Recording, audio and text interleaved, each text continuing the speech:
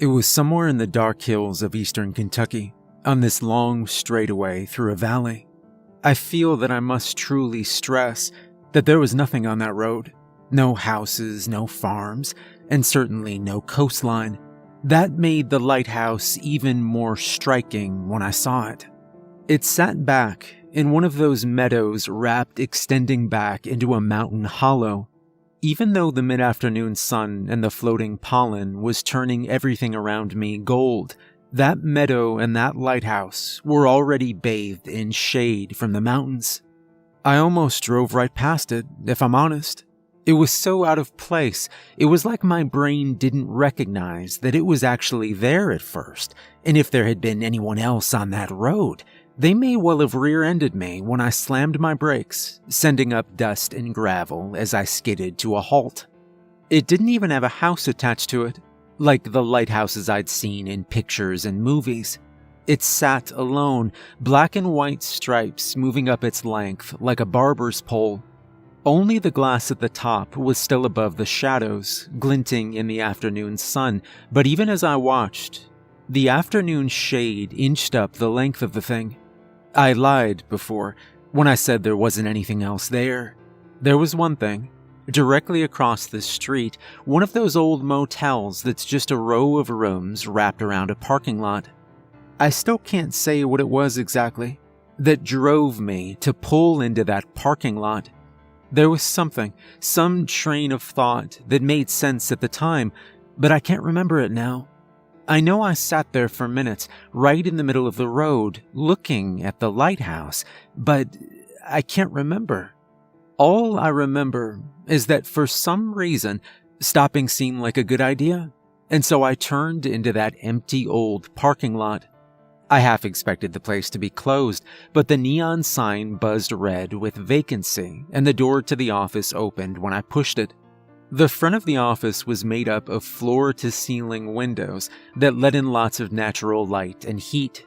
It also gave a commanding view of the entrance to the parking lot, the lighthouse, and the mountains that served as the walls of the little valley.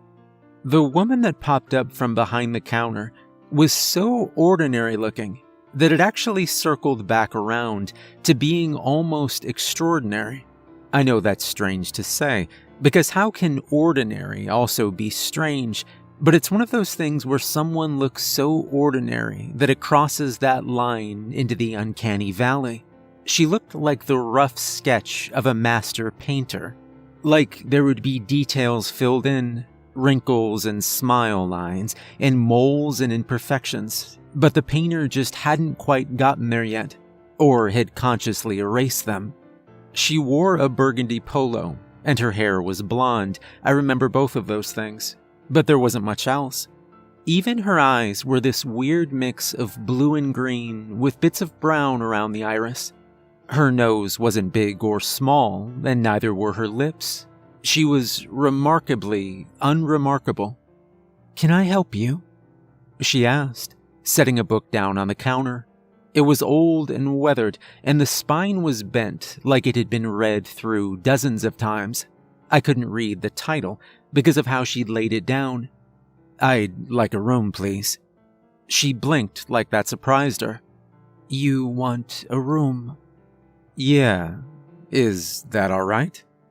Her brain seemed to catch up to her, and she moved all at once as she said, "Yes, of course.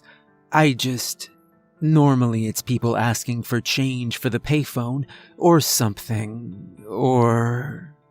I waited for her to finish the thought, but she only let it trail off. "Or see the lighthouse?" I asked.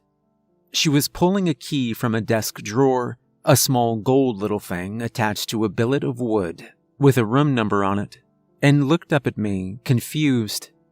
"Lighthouse?" she asked. Now it was my turn to blink, confused. Yeah, the lighthouse. Across the road?" She looked over my shoulder out the window that faced the street. She opened and closed her mouth a couple times, clearly having trouble deciding on what to say. "I honestly don't know what you're talking about." I looked at her. then turned around to make sure the giant lighthouse across the street hadn't moved. It hadn't. I looked at her again, trying to decide if this was a joke or not, and if so, what the punchline was. I pointed directly at it through the window. Right there. She leaned over to follow my finger, then looked at me and shook her head. The look on her face was quickly changing from confusion to annoyance, and I decided that rather than turn into one of those customers, I'd drop the subject. I paid for my room and left her there in the hum of the air conditioner, walking down the long, cracked slab of concrete until I reached my room, right near the middle. Another question I had as I walked away was why I'd gotten this room in particular. My car was the only one in the parking lot, and all the windows to the others were dark, so how did she decide which room I got? It was nothing special. Truthfully, it was like most other old motels I'd seen, with an old queen bed topped by a floral pattern bedspread, a little lamp and desk in the corner, and an old porcelain sink that had been white once upon a time, but was now stained yellow by age and nicotine. The place smelled of air freshener and mothballs. I only had a backpack, so I dropped it onto the floor and laid on the bed, flipping the television on. Static. I might have known.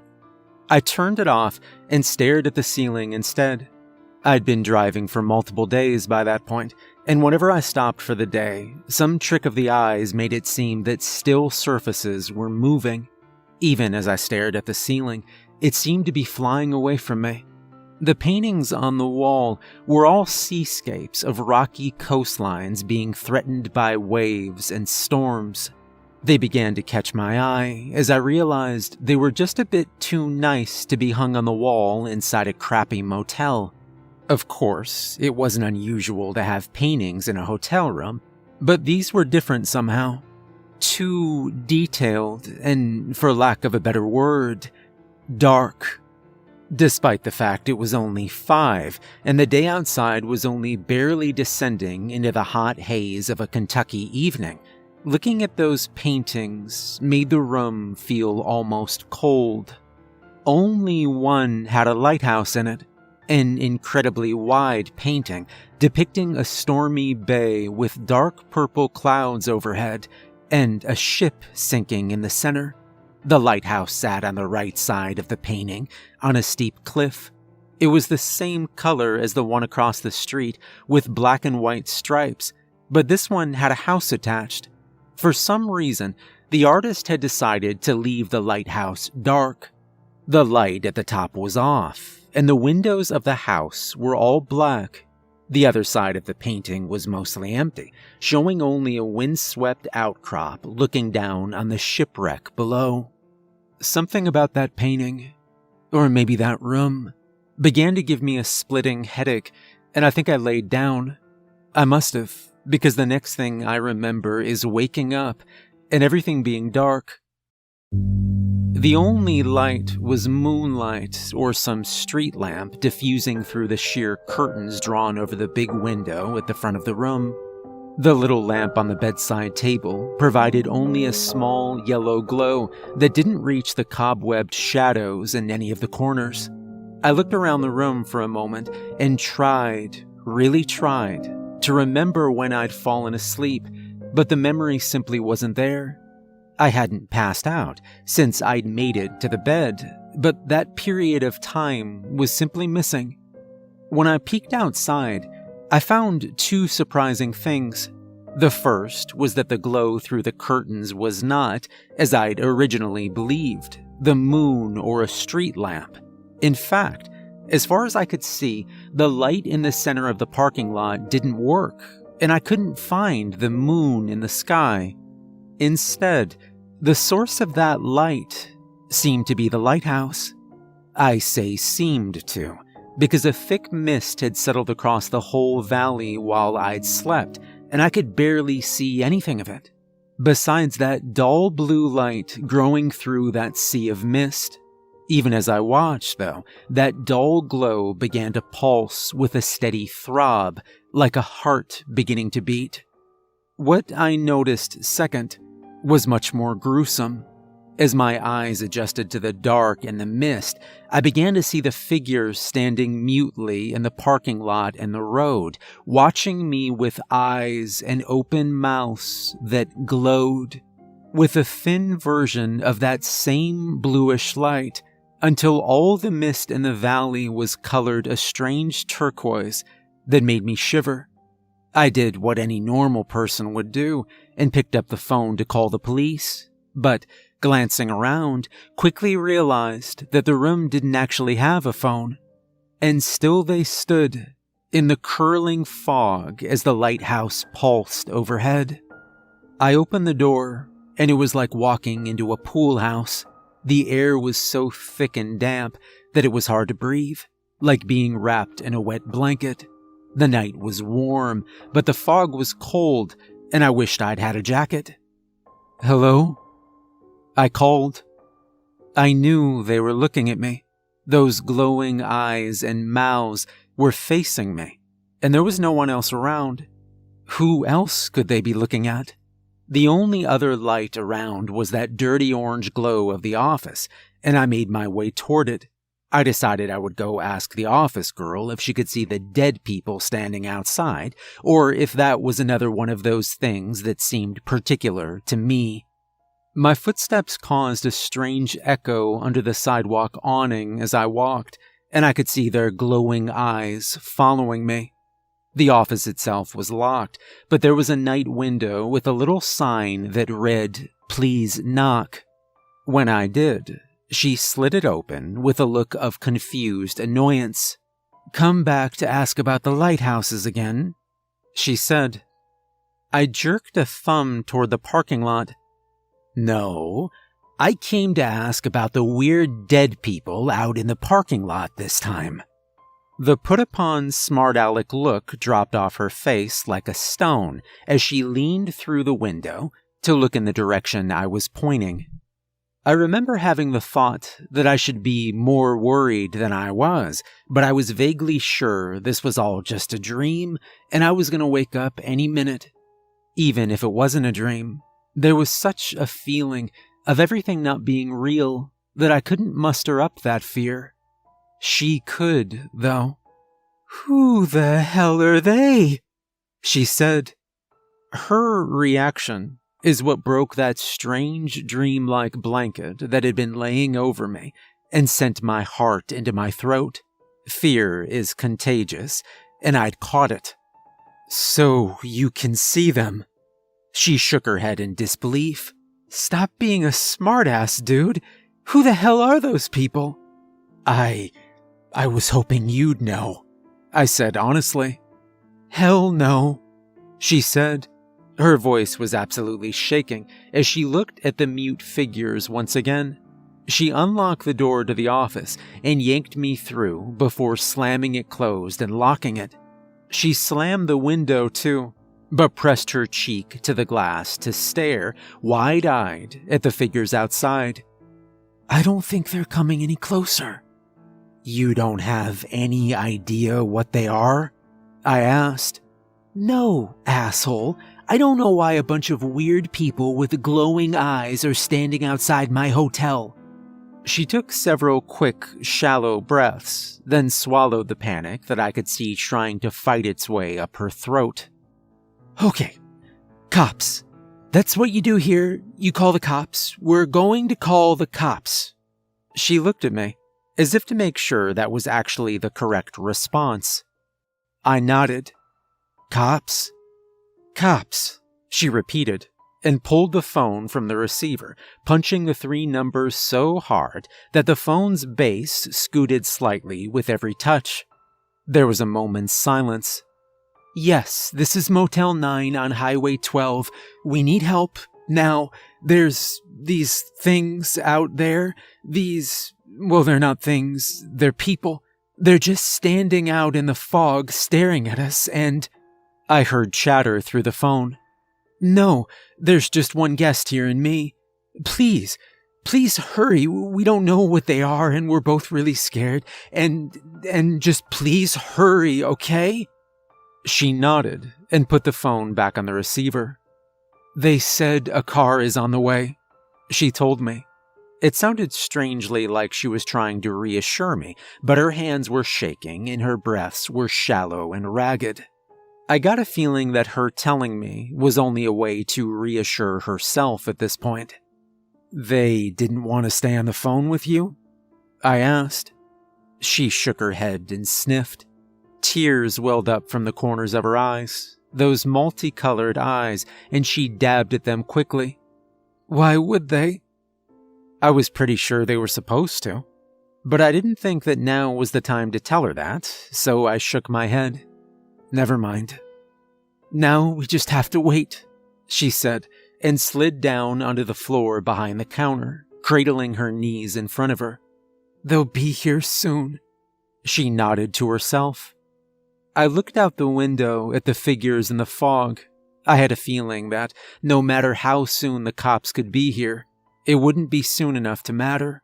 Still, they hadn't moved as far as I could tell, and I began to wonder what it was that they were waiting for. I don't suppose this is the part where you tell me about some old story from around here about things like this, is it?" I asked. I didn't think it was likely, but the question filled the silence, and it was the silence that was frightening me. I had this feeling that I couldn't quite explain, and it told me that if that silence stretched on long enough, it would begin to hear things that I didn't want to hear. She looked up at me and shook her head.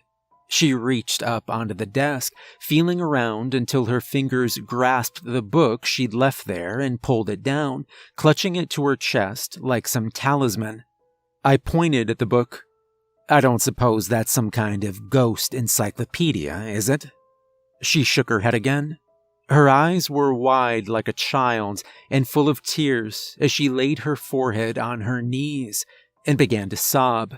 It was a sound beyond fear, beyond terror or anguish, that had passed through all those emotions to land at sheer hopelessness, and it wrenched at my heart. I sat down on the floor opposite her. I considered reaching out, maybe putting a hand on her arm to give her some kind of human connection or comfort, but thought better of it. "Come on now. That was a joke," I told her.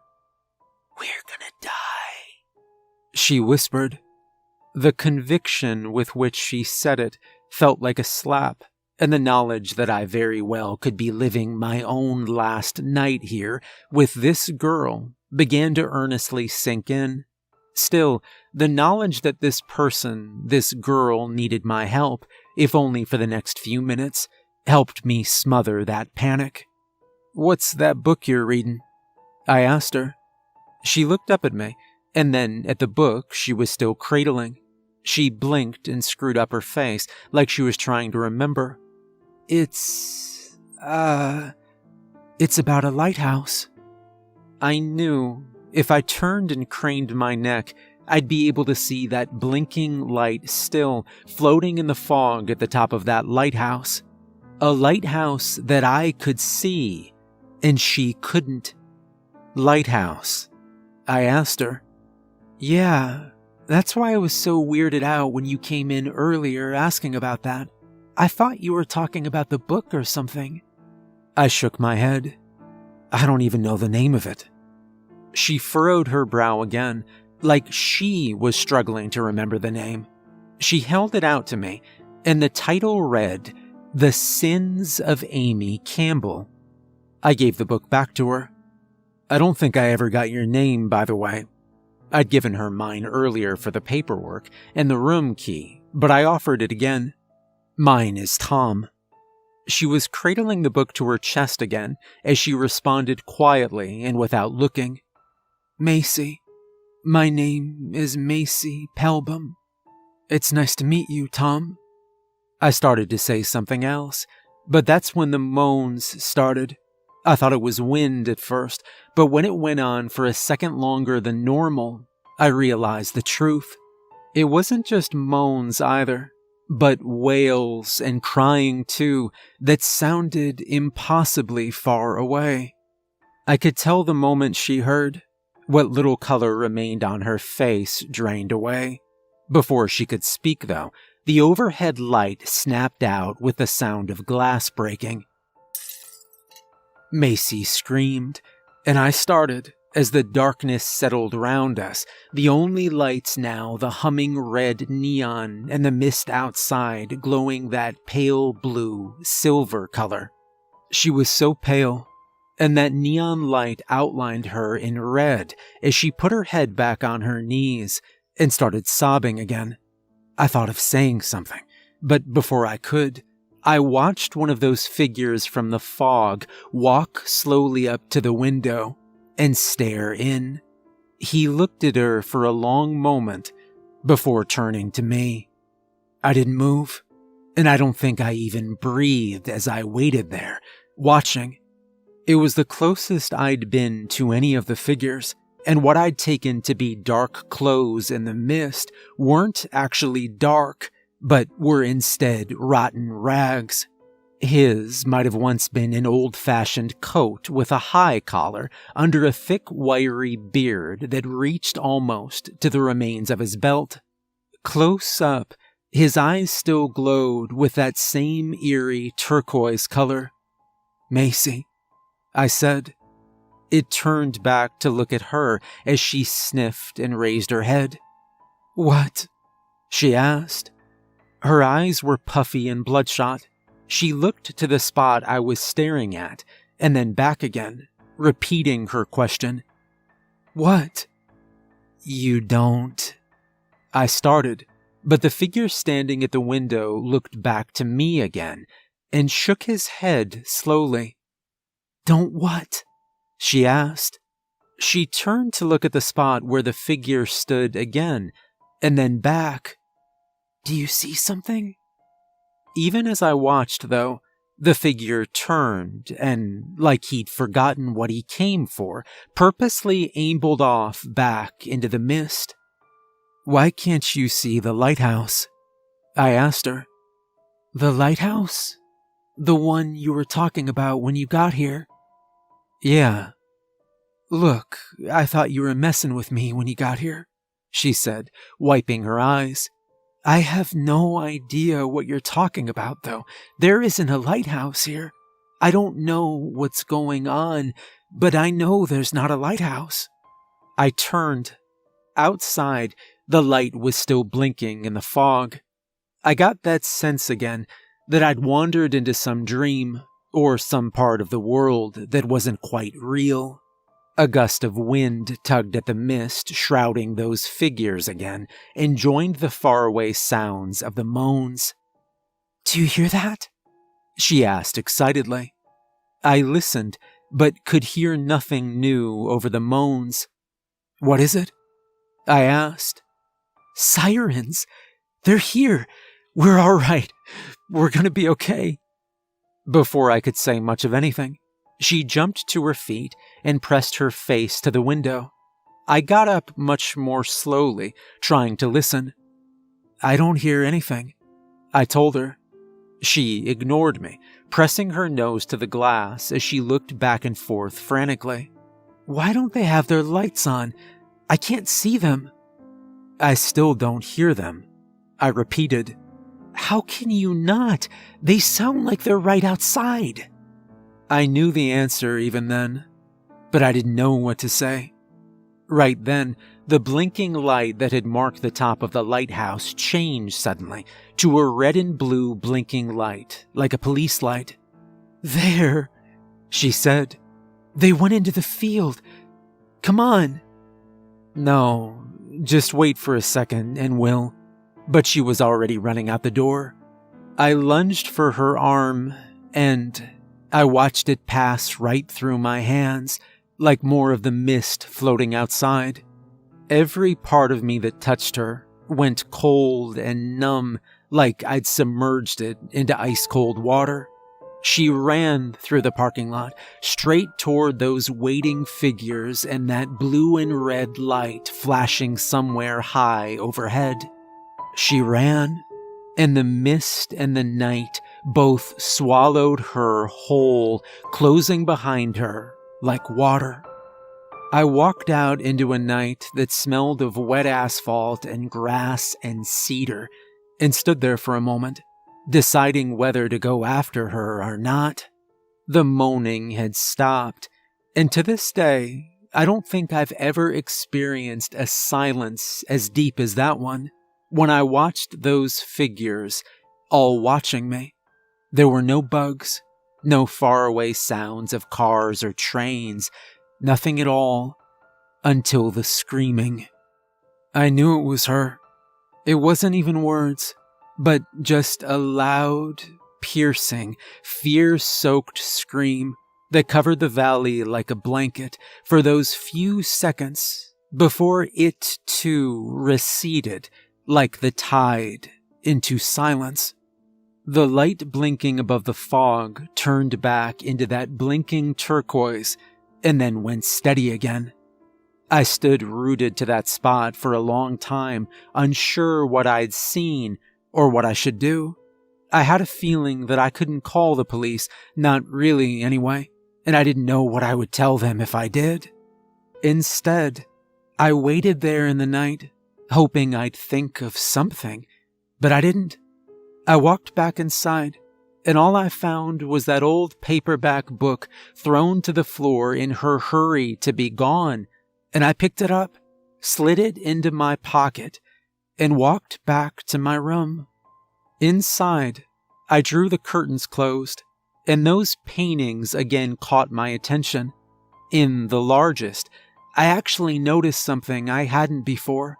On the far left of the painting, on the second cliffside that I'd thought was empty, there was a small figure painted there, watching the wreckage with a tiny lantern.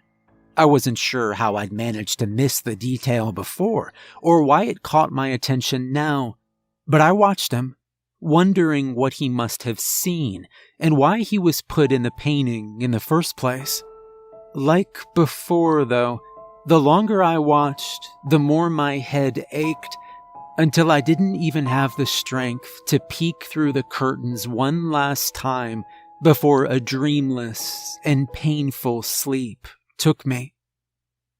I woke up the next morning feeling like I'd been hit by a bus. The curtains were open again for some reason, and bright, harsh sunlight was filling the room. Something about the color the walls turned in that bright sun made me sick to my stomach, and I might have vomited if I'd had anything on my stomach to vomit up. When I dragged myself out of bed, I saw that I was still the only person in the place. My little car looked even smaller in that wide, empty parking lot.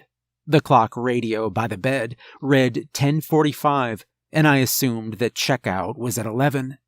I consciously avoided looking at any of the pictures on the wall while I put my shoes on. I couldn't even remember taking them off. Outside, I tried not to stare at the lighthouse as I put my bag and the copy of The Sins of Amy Campbell into the trunk of my car, and walked down the covered awning to the office once again. She was still there, still reading that feathered old paperback when I walked up, looking just as bored as she had the day before as she looked up at me with that same look of, "Oh, you again. Checking out?" she asked. I nodded and handed her my key. She took it and asked, "How was your stay?" A million things that I might say flashed through my mind. I had strange dreams. She cocked her head to the side, probably taken aback by the frankness of my answer. "I know the feeling," she said. While she closed out the stay and wrote up my receipt, I nodded at the book laying open on the desk. "Can I ask you what you're reading?" She looked down like she'd forgotten the book was there. "Oh, yeah, it's a book about a lighthouse keeper. She forgets to light the light and causes a shipwreck, and it's about her dealing with the fallout from it and the town deciding whether it's her fault or not. It's my favorite." "Is it?" I asked. She slid the receipt across the desk. "Yeah." Where'd you first hear about it? I asked. She thought for a moment. I can't remember. I think it might have been a gift, maybe? We all have things like that, I replied. She shrugged. Well, you're all set. Thanks. I never caught your name, by the way. She frowned at me, and an outside observer may well have seen just another old man trying to chat up a young lady that wanted to read. There were no outside observers, though, and she sighed as she said, Amy Campbell. I nodded. Well, thank you for your help, Mrs. Campbell. I appreciate it. I hope you have a good day. She squinted like she was surprised that was the end of the matter, but then nodded. You too. Have a safe trip wherever you're going. I left her there, in that little motel office, and sat in my car a long time without ever starting it.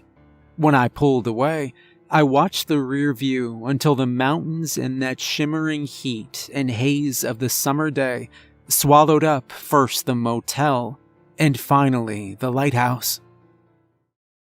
I have searched for the book The Sins of Amy Campbell multiple times throughout the years whenever I'd had an odd afternoon or found myself in certain kinds of bookstores. I have never found even a mention of it, though I still have that old copy in a lockbox on my own bookshelf. I have searched for that motel along that old road, and though I have driven the length of that highway many, many times since and have passed the landmarks I remember from that trip, I have never found that old valley, nor that lighthouse, nor that old motel ever again.